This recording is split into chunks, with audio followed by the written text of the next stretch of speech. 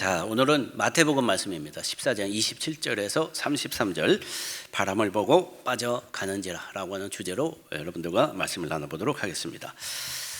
여러분 초월이라고 하는 단어를 들어보셨을지 모르겠습니다. 초월. 초월이라고 하는 단어는 아주 다양하게 사용되는 단어 중에 하나입니다. 그래서 이 단어의 예를 들어보게 되면 어떤 예를 들어볼 수 있냐? 상상초월, 상상초월. 또 시공간의 초월, 또 초월자, 초월적 실제, 초자연적, 초현실적, 뭐 이런 단어들이 등등 우리가 사용하고 있는 단어 중에 하나입니다. 그래서 우리가 이것을 한자어로 풀어보게 되면 초월은 어떤 뜻을 가지고 있을까? 초자가 그 뜻이 뭐냐면 추상적 가치 개념 등을 넘어서는 경우를 말하는 단어, 초자입니다. 자, 월자는 뭘까요?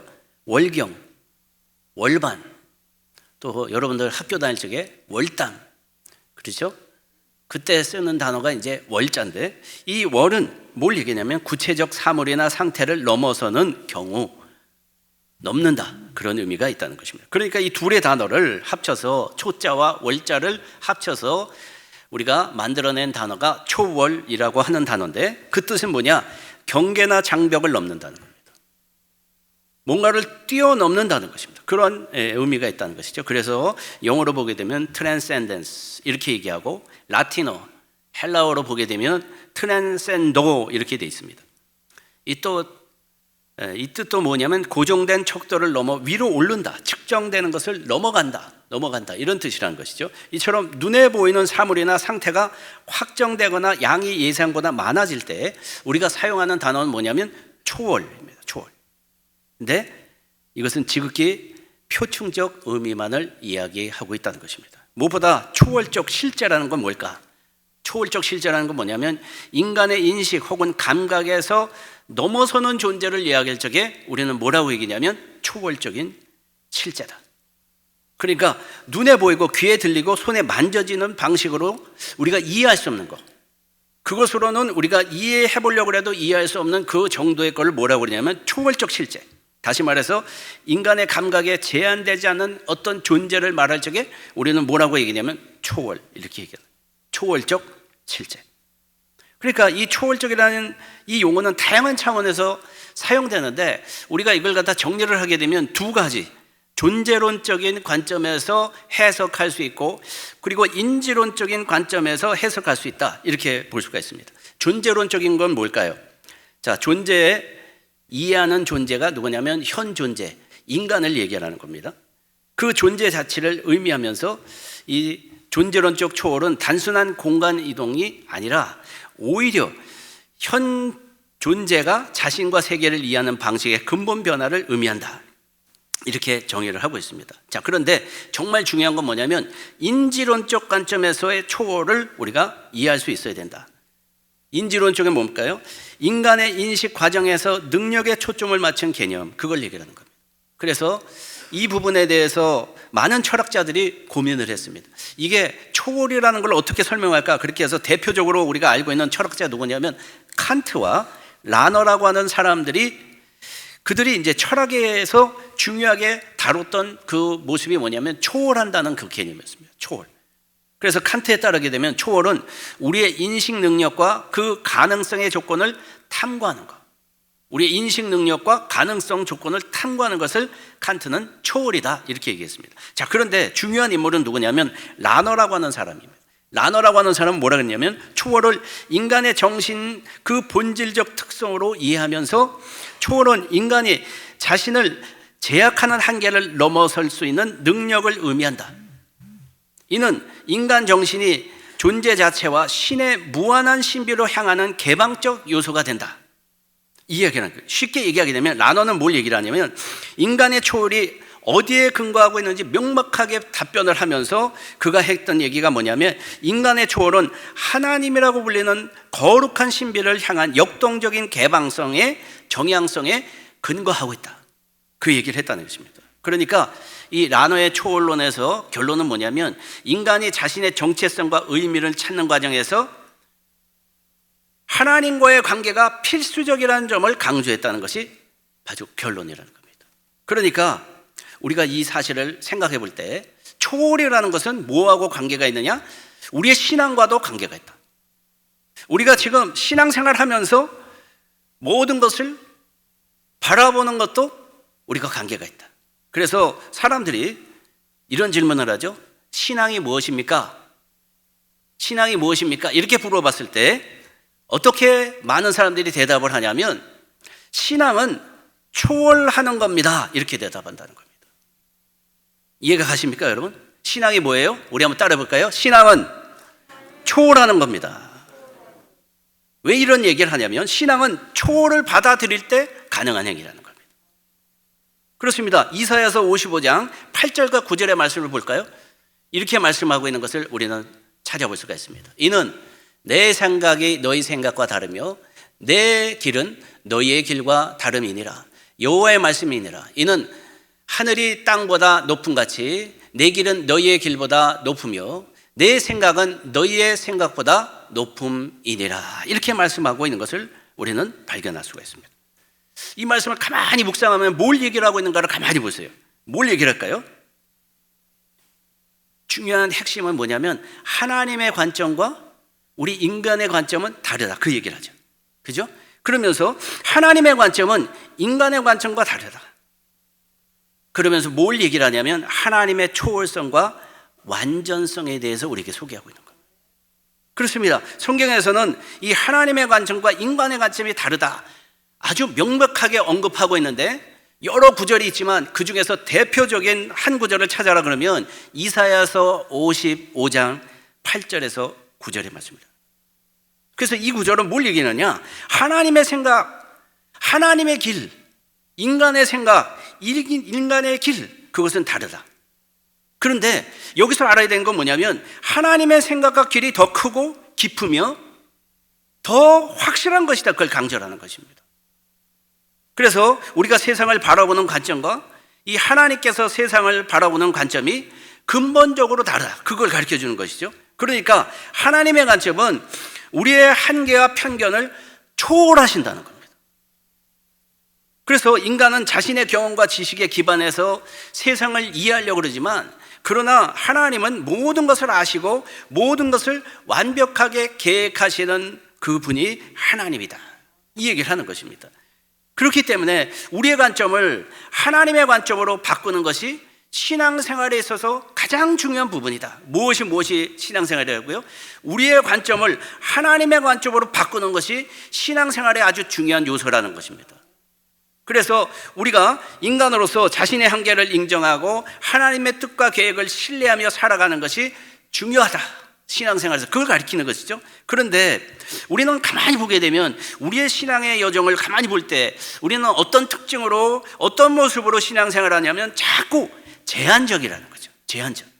그리고 주관적인 신앙을 고집하는 문제를 가지고 오늘도 신앙생활을 한다. 그러나 신앙은 보이지 않는 것을 믿는 것이죠. 그리고 하나님을 바라보면서 일하심을 확신하면서 주님과 함께 교제하는 것이 신앙이라는 겁니다. 그래서 여러분 잘 아시는 히브리서 11장 1절 말씀 뭐라고 말씀합니까? 우리 찾으면 다 같이 한번 합독해 보도록 하겠습니다. 시작. 믿음은 바라는 것들의 실상이요 보이지 않는 것들의 증거니라. 이렇게 말씀하고 있습니다. 자, 그러니까 신앙은 인간의 한계를 넘어서 하나님의 능력을 신뢰해야만 그것이 신앙생활을 하는 그런 모습이라는 것이죠. 그렇습니다. 신앙이란 인간의 한계를 넘어야 되는 겁니다. 그래서 하나님의 시각과 생각으로 우리가 생각하고 받아들이고 이해하고 그렇게 살아가야 되는 모습을 신앙생활이라 그러는 것입니다. 그래서 이 같은 신앙을 우리는 뭐라고 이름해서 부르냐면 초월적인 신앙. 우리 한번 따라 볼까요? 초월적인 신앙.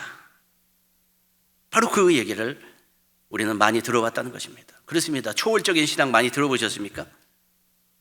초월적인 신앙이란 뭘까요? 초월적인 신앙이란 물리적이고 가식적인 증거가 없더라도 하나님의 약속을 믿고 자신의 주장, 자신의 선입견을 뛰어넘어서 따를 수 있는 신앙의 모습을 말할 때 우리는 뭐라고 얘기하냐면 초월적인 신앙이다. 초월적이다. 그래서 그런 대표적인 예를 성경에서 찾아보게 된다면 누구를 찾아볼 수 있느냐? 아브라함의 이야기가 그렇다는 것이죠. 아브라함은 어떤 사람이었습니까? 믿음으로 초월하는 신앙의 힘을 보여준 강력한 예시자가 누구냐? 아브라함이었다. 아브라함. 그래서 아브라함의 이야기를 보게 되면 믿음으로 초월해서 우리에게 신앙의 본보기가 되었고, 그런 모습을 통해서 종교적 전통, 특별히 유대교, 기독교, 심지어 이슬람 교회까지 중요한 위치를 차지하고 있다. 그렇게 찾아볼 수가 있다는 것입니다. 여러분, 창세기 12장 1절에서 4절의 말씀을 다 아시죠? 우리가 그 내용을 보게 되면 어떤 내용입니까? 하나님께서 아브라함에게 뭐라 그랬죠? 본토 고향 아비집을 떠나라 그랬어요. 그죠? 친척을 떠나라. 그리고 하나님이 지시한 땅으로 가라 명령하셨습니다. 자, 그때 그 아브라함은 어떤 행동을 했습니까? 이 명령에 순종해서 안정된 삶이었지만 그걸 포기하고 어디로 갔습니까? 미지의 땅으로 갔던 것을 볼 수가 있습니다. 이 모습을 우리는 어떻게 이해해야 될까요? 그의 믿음이 인간적 계산을 초월했다는 거죠. 인간적인 계산을 초월했기 때문에 하나님의 말씀에 순종할 수 있었고, 하나님께서 인도하시는 발걸음으로 축복의 씨앗을 얻게 되었다는 것입니다. 자, 그것뿐만 아닙니다. 아브라함은 창세기 22장 1절에서 19절 말씀에서도 자신이 그렇게 바라던 노년에 얻은 아들 이삭을 하나님께서 뭐라 그랬어요? 번제로 드려라 그랬습니다. 번제로. 여러분, 아브라함에게 있어서 이 믿음 생활하면서 가장 큰 시험이 언제였을까? 아마 이때가 아니었을까? 우리는 생각해 볼 수가 있다는 거죠. 큰 시험을 만났지만, 그러나 그의 행동은 어떻게 나타났습니까? 하나님을 신뢰하고 순종했습니다. 이 사건이 우리에게 알려주고 있는 중요한 메시지가 뭘까요? 아브라함의 믿음은 죽음과 같은 극단적인 상황에서도 흔들리지 않을 수 있었다. 그 이유가 뭐냐? 다른 것이 아니었다. 그의 생각과 모든 사고와 주장을 초월할 수 있는 믿음이 그 안에 뿌리 박혀 있었기 때문에 가능하다는 겁니다. 이처럼 아브라함은 믿음으로 초월한 인물이죠. 그래서 그의 삶은 신앙의 본질이 되었습니다. 그리고 인간의 한계선을 넘어서 말씀과 약속을 따른 그 인생 때문에 믿음의 조상이라고 불리면서 지금까지도 많은 사람들에게 영감을 주고 있는 한 인물이 아브라함이라는 것입니다. 그렇습니다. 신앙이란 뭡니까? 신앙이 뭡니까? 믿음으로 미지의 길을 걸어갈 수 있는 것을 얘기하는 겁니다. 신앙이란 뭘까요? 신앙의 본질은 안전과 확실성이 아니라 하나님의 인도하심에 대한 신뢰와 순종으로 우리의 삶과 인생을 맡길 수 있는 것을 신앙이라고 이야기한다는 것입니다. 그러기 위해서 우리가 필요한 건 뭘까요? 초월할 수 있는 믿음이 필요하다. 초월하는 신앙이 필요하다. 자, 그런데 반대로 자기 생각 속에 갇힌 신앙은 어떤 걸까요? 그 속에는 개인의 신념이 있습니다. 자기의 관념이 있습니다. 나름대로의 해석과 계산이 존재하는데 지나치게 고착되어 있습니다. 그래서 다른 관념이나 새로운 이해를 받아들이기 어려운 상태에 있는 모습을 우리는 뭐라고 얘기하냐면 자기 생각에 갇혀있는 신앙, 그렇게 부른다는 것입니다. 이러한 신앙은 새로운 생각이나 도전을 받아들일 수 있을까요? 못하는 거죠. 왜요? 자기가 이해할 수 없기 때문에. 자기가 하려고 해도 두렵습니다. 그렇기 때문에 자신의 믿음이 흔들릴까 봐 불안합니다. 변화, 성장의 기회를 만났을지라도 하나님은 분명히 응답하셨어요. 기도하시면서 그와 같은 비전을 보여주셨어요. 그런데 과감하지 못하죠. 왜냐? 초월할 수 없으니까. 계산을 해봐야 되니까. 사람들의 이야기도 들어봐야 되니까. 그러니까 모든 가능성, 기회를 놓칠 수밖에 없게 된다는 것입니다. 그렇습니다. 1954년 5월 6일이었습니다. 영국의 육상선수 로제 베니스터라고 하는 한 인물이 있었습니다. 이 사람은 사람들에게 어떻게 기용되느냐? 인간의 한계를 뛰어넘는 역사를 만든 사람이다. 인간의 한계, 그 역사를 뛰어넘었다. 그렇게 평가받는 사람이라는 것입니다. 어떤 한계를 뛰어넘었을까요? 당시에는 모든 사람들이 뭐라고 얘기했냐면 1마일, 그러니까 1.6km를 4분 안에 달리는 것은 그것은 불가능하다 이렇게 얘기했다는 거예요. 4분 안에 1마일을 뛸 수 없다. 왜 그랬을까요? 의사와 과학자들이 뭐라 그랬냐면 인간의 폐와 심장이 그 속도를 견딜 수 없게 만든다. 그래서 시도 자체도 안 했습니다. 여러분, 의사들이, 과학자들이 경고를 하고 있는데 누가 그거 시도를 했겠어요? 죽으려고. 그래서 수많은 사람들이 아주 시도 자체도 안 했어요. 도전을 하시는 사람이 안 왔었어요. 벽을 깨려는 사람이 하나도 없었어요. 그런데 한 인물이 나타났는데 그 이름이 바로 영국의 육상 선수 로제 베니스터였습니다. 자, 그리고 그는 당시 어떤 사람이었냐면 육상뿐만 아니라 의학도 공부했던 사람입니다. 근데 이 베니스터는 뭐라고 했냐면 과학적 훈련과 정신력을 결합하게 되면 불가능도 초월할 수 있다 이렇게 믿었다는 것입니다. 그리고 1954년 드디어 5월 6일 옥스퍼드의 한 경기장에서 경기가 열릴 때 이제 베니스터는 어떻게 했느냐? 도전을 하는 겁니다. 그 결과가 어떻게 됐을까요? 그곳에서 놀라운 결과를 얻었습니다. 관중이 숨죽이고 있는 가운데, 그를 지켜보고 있는 가운데 결국 그는 어떻게 되냐? 3분 59초 4라고 하는 기록, 세계 기록을 세웠어요. 여러분, 4분대가 깨졌다는 거죠. 그렇게 사람들이 넘을 수 없다고 하는 4번대 그 불가능한 벽을 넘은 사람이 바로 그거였다는 것입니다. 그런데 더 놀라운 것은 뭐냐? 이 베니스터가 4번 벽을 넘자 불과 얼마 되지 않아 약 20명 이상의 선수들이 같은 기록을 내더라는 것입니다. 왜였을까? 의사와 과학자들은 분명히 얘기했잖아요. 이게 폐와 심장에 무리가 될 수 있어서 죽을 수도 있다 그랬는데, 그들이 그렇게 시도해서 20명이 넘는 사람들이 그 불가능의 벽을 넘을 수 있었던 이유는 다른 것이 아니라 그들이 생각했던 불가능이라고 하는 그 초월의 벽을 한 사람이 넘으니까 모두가 넘을 수 있다는 생각을 하게 되었다는 것입니다. 여러분 잘 아시는 빌립보서 4장 13절에도 이렇게 얘기하지 않습니까? 내게 능력 주시는 자 안에서 내가 모든 것을 할 수 있느니라. 그렇습니다. 오늘 본문의 말씀을 보십시오. 우리가 나눈 마태복음 14장 내용을 보게 되면 예수님은 이제 기도하러 산으로 올라가시고 계셨습니다. 제자들은 배를 타고 갈릴리 호수 건너편으로 이제 가고 있었던 그 시점, 갑자기 바람이 붑니다. 물결이 요동치기 시작합니다. 요한복음을 보게 되면 그 모습을 어떻게 그리고 있냐면 큰 바람이 불어 바다가 일었다 이렇게 표현하고 있습니다. 제자들이 물결로 말미암아서 고난을 당하고 있다, 그 얘기를 하고 있는 겁니다. 하지만 우리가 아는 것처럼 제자들 중에서는 이 배에 너무 많은 지식을 갖고 있는 사람, 항해를 해본 사람이 너무 많죠.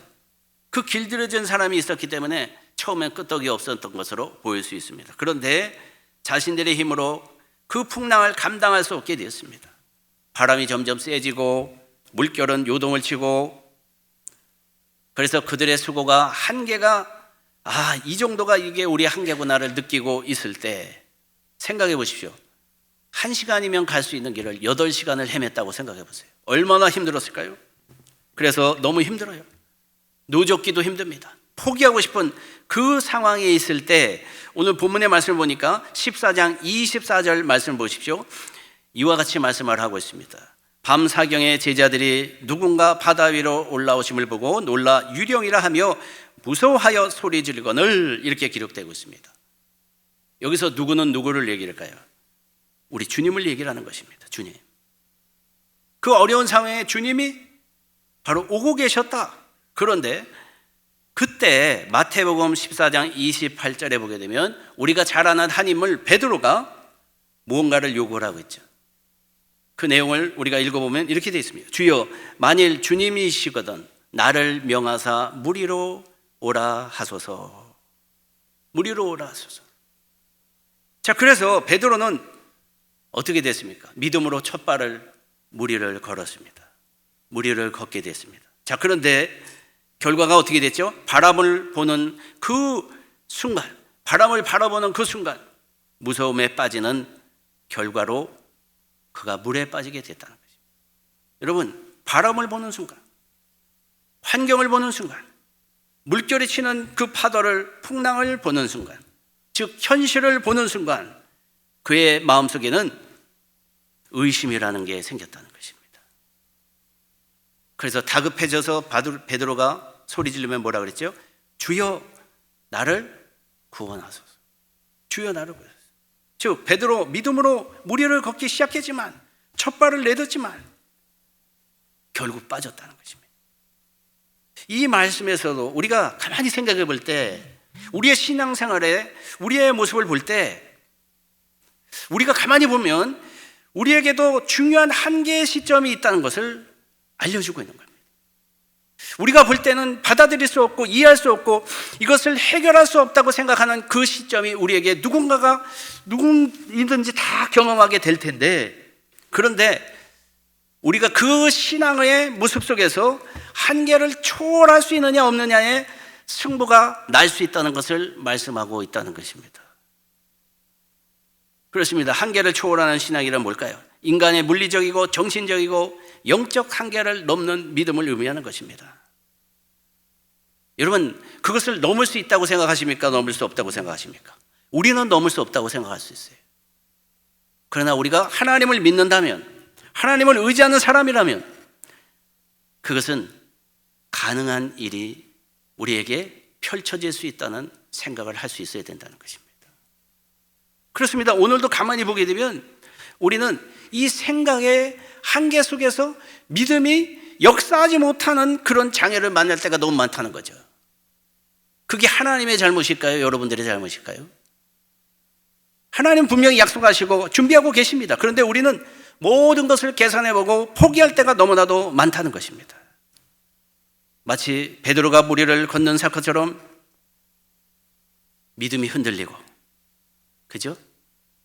두려움에 쌓이고 상식적으로 받아들일 수 없고 그 한계, 오늘 본문을 통해서 우리는 어떤 도전을 붙들어야 될까요? 그것을 초월하지 못한다면 그 믿음이 역사할 수 없다는 사실을 배우게 된다는 것입니다. 어느 날 하나님께서 소를 창조하셨습니다. 그리고 소한테 이렇게 말씀하십니다. 너는 60년 동안 사람들을 위해 평생 일만 하면서 살아야 된다. 그러니까 소가 가만히 들어보니까 이게 좋은 것 같지 않거든요. 그래서 소가 하나님 앞에 대답했습니다. 하나님, 제가 일만 하면서 60년을 살아야 된다 그러면 저는 30년만 살고 싶습니다. 하나님께서 말씀하신 60년 중에서 30년을 버리고 30년만 살고 그렇게 살겠습니다. 두 번째, 하나님께서 개를 만드셨습니다. 개를 만드시고 하나님 말씀하십니다. 너는 이 땅에서 30년을 살되 단 사람을 위해서 평생 집만 지키면서 살아라. 자, 그런데 개가 가만히 생각해 보니까 이게 좋은 얘기가 아닌 것 같거든요. 개도 고민을 했습니다. 그리고 하나님 앞에 얘기합니다. 제가 어떻게 집만 지키면서 30년을 살 수 있습니까? 하나님, 그러니까 하나님께서 말씀하신 30년 중에 15년은 버리고 15년만 살고 싶습니다. 그래? 알았다. 세 번째, 원숭이를 하나님께서 창조하시고 말씀하십니다. 너는 이 땅에서 30년을 살되 평생 동안 사람들을 위해서 재롱을 떨면서 살게 될 것이다. 그 얘기를 듣고 원숭이도 고개를 갸웃거립니다.